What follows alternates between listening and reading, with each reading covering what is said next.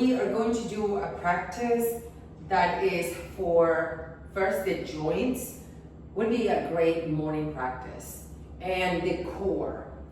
So we're gonna start in a comfortable standing position. I'm gonna separate my legs a little wider than my usual, but I want you to feel like you are kind of rooted, that you feel your weight on your heels, that your knees are happy. And first you're gonna just move side to side. If this width that I have feels unstable, please narrow your stance. There you go. And please bend your knees so you're shifting the weight all the way to one side and all the way to the other side. So as you're doing this with your knees bent, for those of us that have tight calves, we might feel it right here. Anyway, now bring your hands onto your hips and we're gonna do circles with our hips. So your pelvis is going back to the side over one foot, to the other side. And as you're doing this circle, you're shifting the weight on one part of your foot, then the other part, the other foot, and then we're gonna change directions. This is just a circle we're doing. And we're gonna change it in a moment. So we're warming up the main joints in our body first, the bigger joints, and then we get into the smaller joints. So you're doing a circle, and now we're gonna do a shape of a number 8.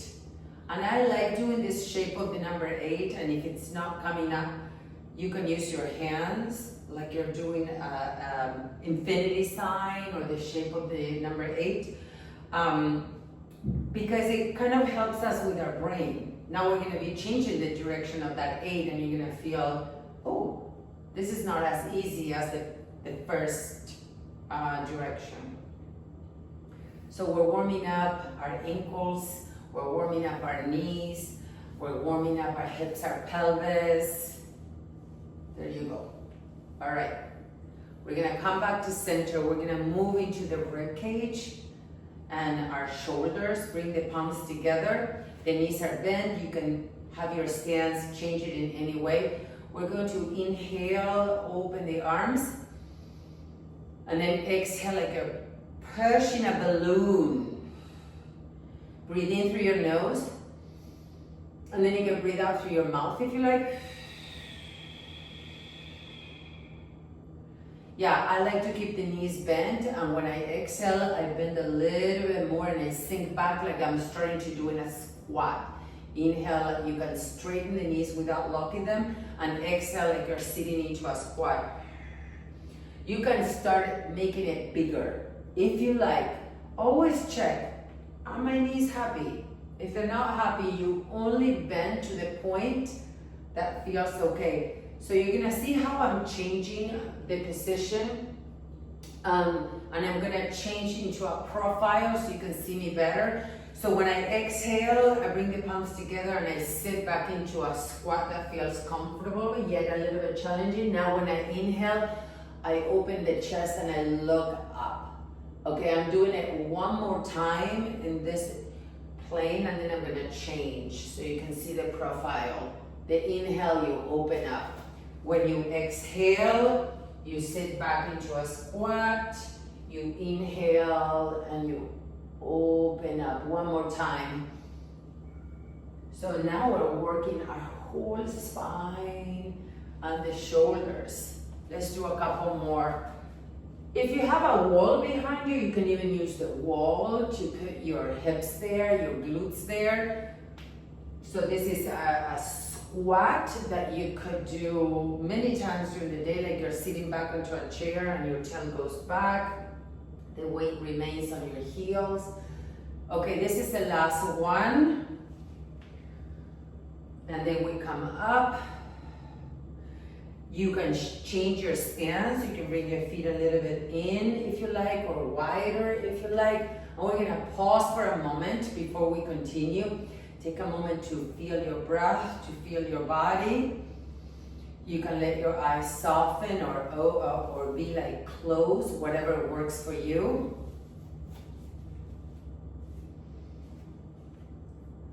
Good. Now we're gonna shift the weight onto one leg and we're going to roll the ankle. Now it's totally fine if you have a wall nearby and you want to get this movement holding onto that wall. If you choose to hold onto the wall, the invitation is that you just try to not lean against the wall, but like you're really soft, even like you can put one finger and see if you can disengage at any point. So you're not depending on the wall, you know that the wall is there, that you're not gonna fall, the wall is there, but you're playing at balancing without. Change the direction, same foot. So you're getting the ankle mobility, which is so important when you walk, that your foot adapts, your ankle is mobile and strong for you to feel that you're not planting your foot like elephant feet. So then there's no mobility and that's when we lose our balance. When you're ready, we're gonna change sides. So we're picking up the other foot. So when you're doing this movement, make sure that that hip, the standing leg is really strong, hugging the muscles to the bone, rather than putting your hip out. Yes, and get as much mobility on that ankle joint and look forward rather than looking down at the foot. So you get to align your head over your shoulders and then change the direction and play a balancing without using the wall and see if that's possible. Your arms can even help you find that stability. And then once you've done both sides about an equal amount of time, you can pause again. Find your stance, feel rooted, feel strong on your legs. We're gonna take the shoulders up, back, down. So you're keeping your rib cage over your pelvis and you're moving the head of the arm bone up, back, and shoulder blades down the back. So it's a circle just with your shoulders rather than displacing your rib cage. This is what I'm doing right now. I'm just puffing my chest. I want you to try to avoid that and keep your abdomen really engaged. So the movement is the isolation of the arm bones, which they are. They can be very independent from your rib cage. So you have your shoulder blades behind you that are connected to your ribs on the back, but they move. They have all this mobility. Make the biggest circles that you can make. Now we're gonna be changing that direction and we're going the other way. And you can let your arms help you. So keep in mind that most of us, when we're doing this movement, the tendency, gravity, and sedentary lifestyle is to creep the shoulder blades up and forward. So I'm not that interested in this part of the movement. I'm more interested in the mobility of the shoulder blades up and down. Good. Now we're gonna shrug, which is something very easy to do. We have a muscle here. Just feel that shrug, like you have no neck, and then you're gonna let it go. So you're gonna shrug, tense up those muscles, and then let it go. Yes, let's do that a few more times. So these muscles are designed to protect our neck and also to help us breathe in case our breathing muscle is not breathing for us. So the tendency is to really be able to shrug, but it's harder to let it go and release those muscles. Let's do 2 more times. And last one. Perfect. All right, take your chin up, like you're looking up at the ceiling, and then take your chin down. And not only you're taking the chin down, but you're taking your chin back a bit.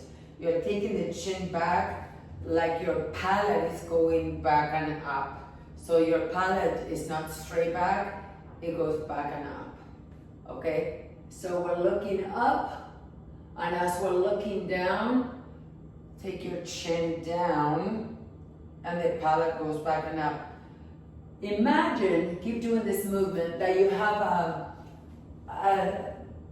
a piece of thread at the back of your skull, so when you are taking your chin down, you're being pulled up from the back of the skull. So if you see, it kind of aligns, or you can put your hand behind your skull, so as you're taking your chin down, you're pushing back into your hand. I hope that makes sense. So if you push back into your skull, it lines up your head. So one more time. Good, and we're gonna go side to side now. Ear towards the shoulder, and then the other side. So when we do this movement, you might feel like your ear and your shoulder are coming together because your shoulder is also going up.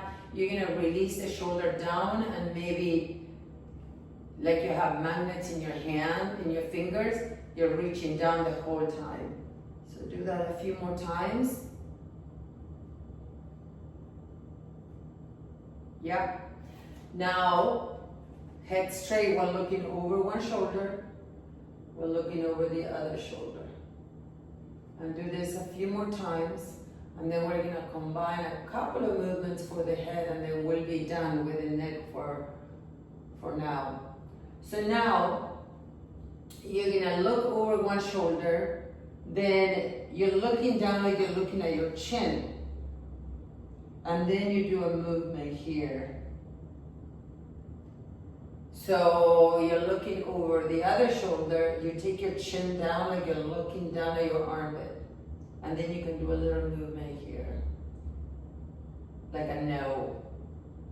Come back, and one more time on each side. Look over one shoulder, drop your chin towards your armpit, and do a little movement. And the last one, come back, turn, and do a little movement. Okay, we're gonna go down to the floor, and we're gonna work with the hips, we're gonna work with our core. So we're going to lie down on our backs, and the feet are on the floor with the knees bent about 90 degrees.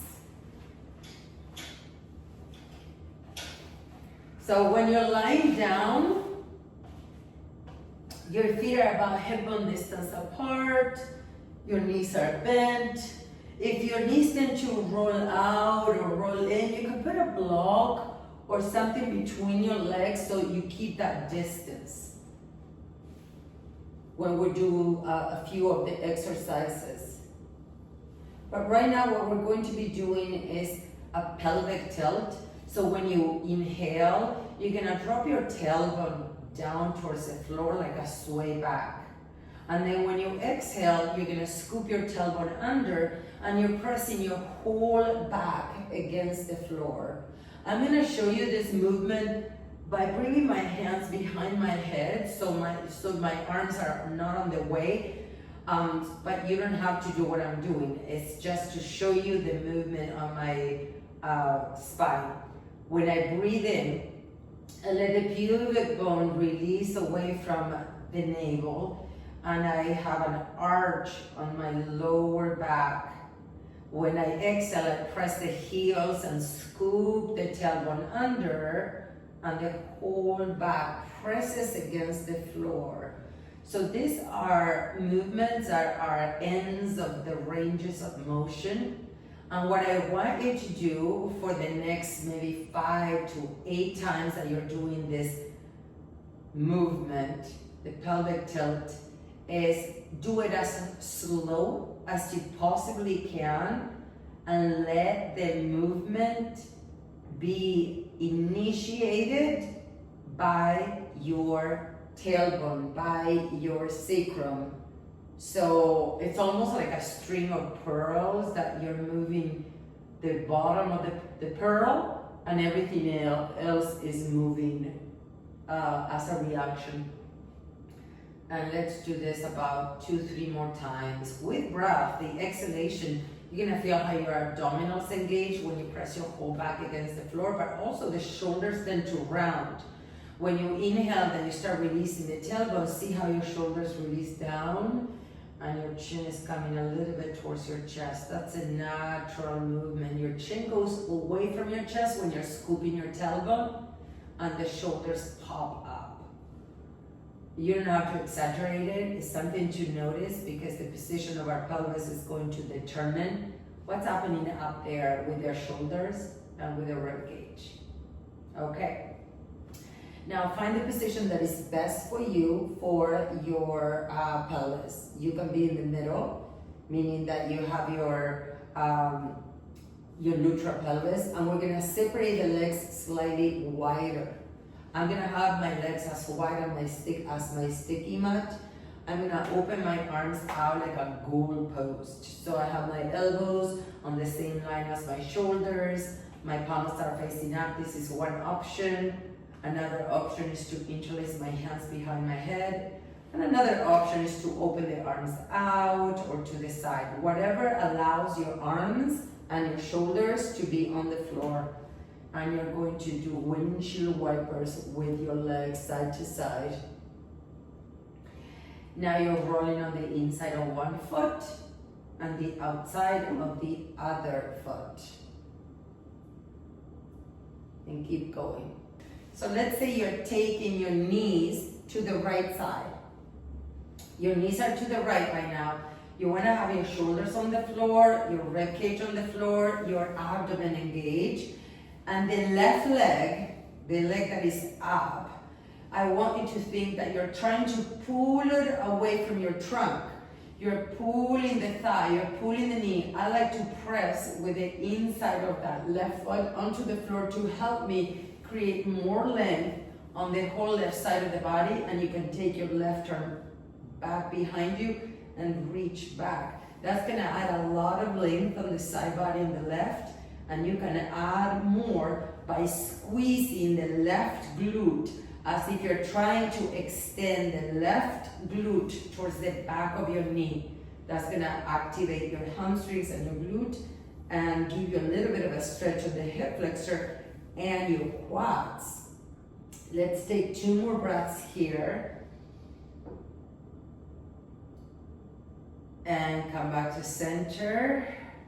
We're gonna go to the other side, so your knees are going to the left side.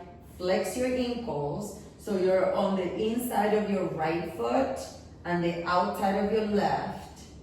And then imagine you're trying to lengthen the whole right side of the body by pulling your right thigh away from the hip socket, engaging your right glute like you're drawing it towards the back of your knee, and extending the right arm back behind you. So it's a whole stretch from the whole right side of your body. Take 2 more breaths here. 1 more breath, your abdomen is engaged. And let's come back to center. Let's pause for a moment. You can extend both legs, relax your arms, relax your legs. We're gonna keep working a little bit more on the biggest joint in our body, which is the pelvis and the connection to the spine, which are joints. So now from here, we're gonna bring the feet again on the ground. The feet are about hip bone distance apart.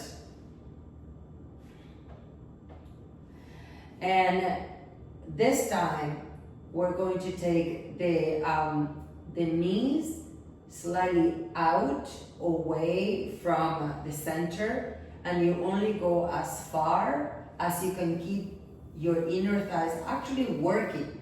So you're not like just flopping your legs out. It's not a joint action, it's a muscle action. So if you're the type of person that you're flexible and your knees can touch the floor, then you're gonna bring them a little bit higher up.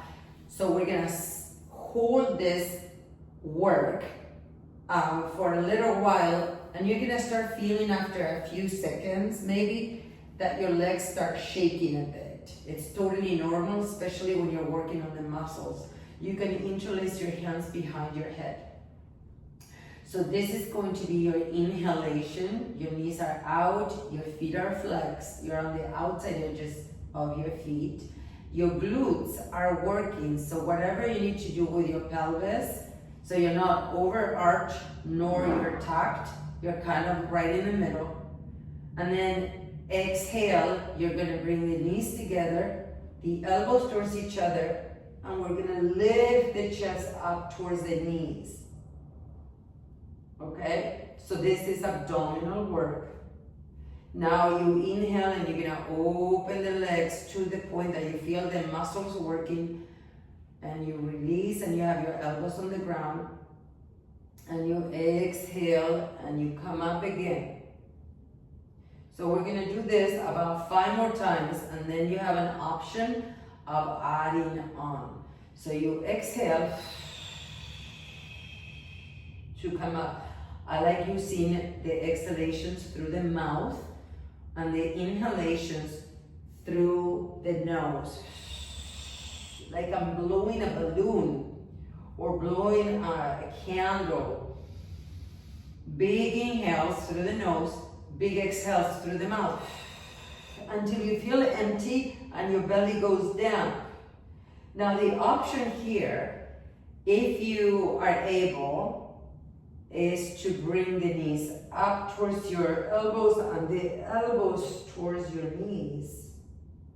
But if this hurts, or you're using your back to do this work, keep your feet on the ground. Inhale, you're opening the knees out and place the feet on the ground. Exhale. So either your feet are on the floor the whole time, or you elevate them. Let's do about 10 more. Go slow. These muscles get really strong when we're doing what's called we're working the slow twitch muscles. So they work and sustain the work slowly and for a long period of time. Let's do about 5 more.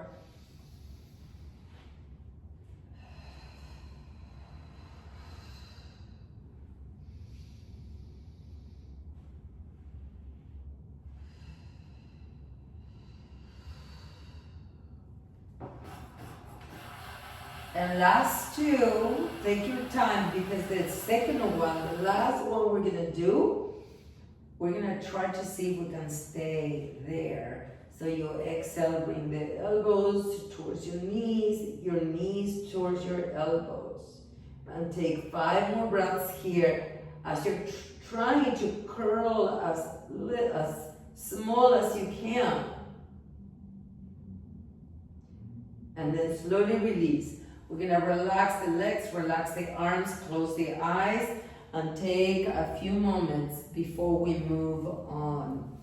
So this movement we just did not only is working our spine, the articulation, the pelvis, but it's activating the musculature on the abdominals that connects the back of the spine all the way around like a corset. It's hugging you in.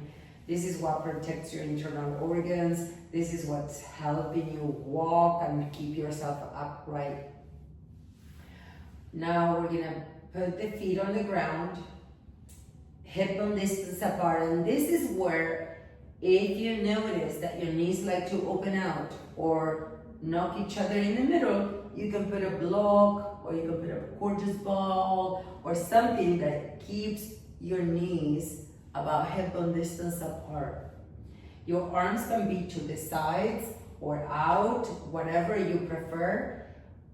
Think of what lets my shoulders be as relaxed as possible.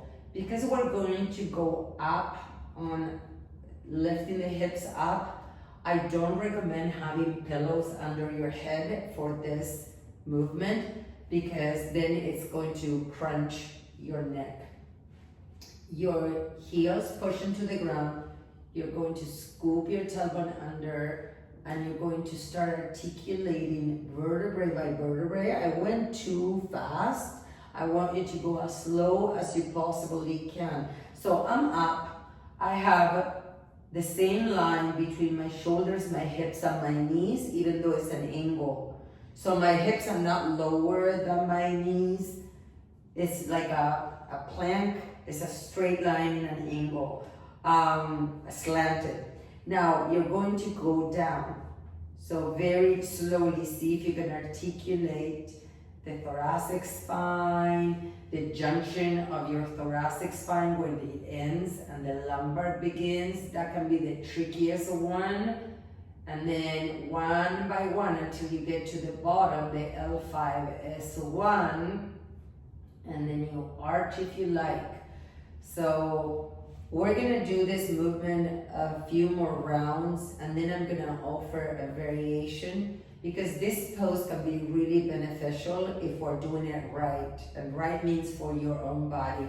So the way we're doing it now is push the heels, articulate that you're bringing the pubic bone towards your navel, and slowly, vertebrae by vertebrae, you're starting to come up. You're gonna feel your quadriceps working, your glutes, your hamstrings. And when you're up, be mindful that you're not popping the rib cage, the bottom of the ribs up like I'm doing right now. That crunches your back. My ribs are going down and protecting my back. And then vertebrae by vertebrae, we are coming down, and you might feel those muscles in your legs talking to you. One more time before I offer you the variation. Probably one is gonna feel better than the other. Of course, if at any point you start feeling discomfort or pain, you need to modify what you're doing or not do it at all. But there's always a way to modify things that become really beneficial for you. And that's the key to yoga. It's not meant to fit everyone. It's the experience and of the practice and what works for each body in particular. Okay, so the way we're gonna do it now after you come down, instead of trying to articulate vertebrae by vertebrae and scooping the tailbone under, we're gonna start in a neutral position for your pelvis, meaning that your pubic bone is parallel to the floor, okay? That you're not tucked, nor you're overarched. So you're not sway back and you're not pressing your whole back against the floor. So as neutral as you can. And instead of articulating, what I want you to do is activate your glutes now. Like you're squeezing your glutes. That's going to shift your pelvis. Let it shift. I'm gonna squeeze the glutes, and then I'm gonna come up with my glutes squeezing. Okay, squeeze your glutes and lift up. So your glutes, your hamstrings, your quads are what's helping you come up in the position that your pelvis is in after the glutes are being squeezed. And then keep squeezing your glutes to come down. We're gonna do it again. Your heels are going to be pressing evenly onto the floor. So squeeze your glutes. Your pelvis shifts. Probably and hopefully, when you squeeze your glutes, you're gonna feel like your abdomen is engaged and your back is protected. And then you come up. At least that's what I feel in my body shape, but it might be completely different for you. So explore which one feels that I am actually activating muscles and my back is protected. So I'm gonna do it 2 more times, and you do it 2 more times as well. Squeezing the glutes and coming up. So when you squeeze the glutes, you're gonna feel like your inner thighs are also working. So if you have a block between your inner thighs, you're gonna feel like you're squeezing the block. Your outer hips are also co-working. Your glutes, your hamstrings, and your quads, and your heels are pushing onto the ground. That's gonna give you more glute action. If you are able, you're gonna touch your glutes and see if you have one glute that is not working as much as the other. So let's say my right glute is not working, is not that strong compared to the left. I'm gonna push the right heel more. So now it's gonna activate my right glute more.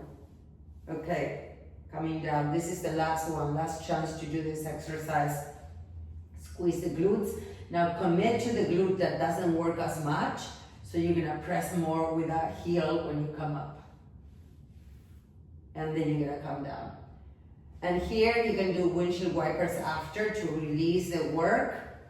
Or you can bring the feet together, knees out to the sides and extend your arms. Or you can just come into a comfortable Shavasana before we move on and we do a couple more exercises that are core exercises, okay? We're gonna stay on our backs, but we're gonna work on the musculature of our core. Take a couple of breaths. We come back with the feet on the ground, knees bent. So now we're gonna lift the knees. So you have your knees right over your hips and your feet are flexed and your shins are parallel to the ground. Now, if this is causing you back pain and activating your abdominals is not working for you and you're still hurting on your back, please put the feet back down on the floor. We're gonna bring the hands behind our head. So you can do this the way I'm doing it, or you can do it with the feet on the ground, knees bent. So as we exhale, we're gonna come up. So the chest is coming up towards the knees, but the knees are not coming up to the chest. You have your knees right over your hips. Now we're gonna turn our torso to the right. You're gonna keep that right knee where it is, but you're gonna extend the left leg, okay? So twisting, and then you come back, you turn to your left and extend the right. Now, if you were doing this on the floor with the feet on the ground, you turn and you're trying to lift the foot off the ground a little. Same thing, you turn to your left and try to lift the left foot off the ground a little. Whatever works. But the key for those of you that have the knees over the hips is to keep the knees over the hips and not bring them in. So you can do this 2 more times on each side. You should feel it on your whole abdominal cavity. You might feel it on the sides as well. And then when you finish, you're gonna relax completely. And pause for a moment before we do one more exercise. Take 3 more breaths. You can bring your hand on your belly and breathe into that area.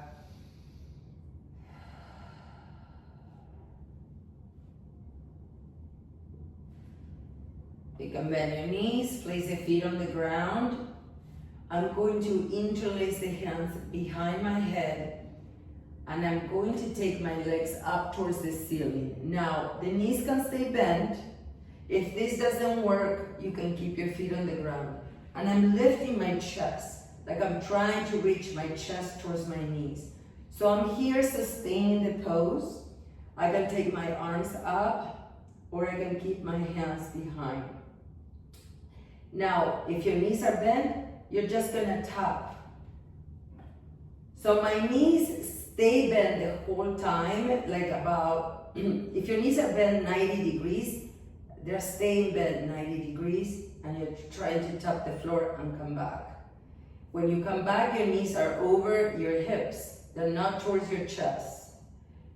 If you are doing this with the legs straight, you're straightening the legs and you're scissoring. This also targets your hamstrings. Whatever works, you can add the twist or not. So you can alternate between knees bent, tapping the floor, and scissoring. Ideally, you're feeling the burn on your abdomen and nothing on your back. And then we're gonna relax. So this time in relaxation, we're gonna stay in Shavasana for a minute. Relax your legs, relax your arms. You can open your arms like a like a star shape. Let your eyes close. Feel your body. If you are lying down with your legs straight and you're feeling discomfort on your knees or on your back, you can put a blanket or you can put a bolster pillow under your knees, just making sure you are comfortable, that you're releasing your back, and that you can rest and relax as much as you can in the next few breaths. Relaxing your belly when you're inhaling and exhaling. Letting go, feel the sensations in your body, and notice that when we work the musculature of our abdominals, our core, it really integrates and works with your abdominal muscle, with your breathing muscle. So your breathing muscle, your diaphragm, and your deep abdominal muscles are working together all the time. So sometimes by working your abdominals, you're increasing your breath capacity and you're making your breathing muscle work more efficiently.